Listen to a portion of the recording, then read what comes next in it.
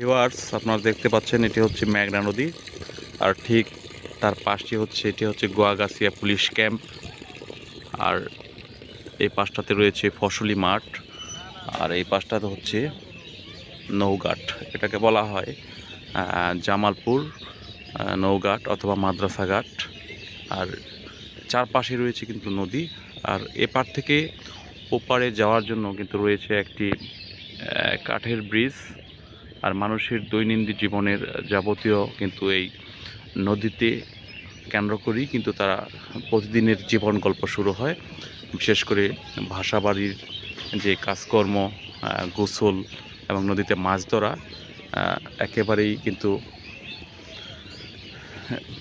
ওতপ্রোতভাবে এই নদীর সাথে মানুষের জীবনের যেই সংগ্রাম এবং জীবিকা অর্জনের জন্য মৎস্য শিল্প সব কিছু কিন্তু এই নদীকে কেন্দ্র করে কিন্তু ওতপ্রোতভাবে জড়িত। আর এই পাশটা রয়েছে নদীর যে চর, এই চর অঞ্চলে কিন্তু শাক সবজি শীতকালীন যেই ফসল আলু, ভুট্টা, ক্ষীরা, সরিষা এগুলো চাষ করা হয়।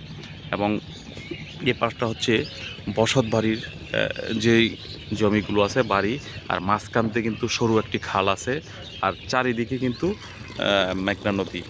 তো এই হচ্ছে মুন্সিগঞ্জ গজারিয়া গোয়াগাছিয়ার যে চর, তার জীবনচিত্র আমি আপনাদেরকে এই ভিডিওর মাধ্যমে আরও কয়েকটি ব্লগ আকারে দেখাবো।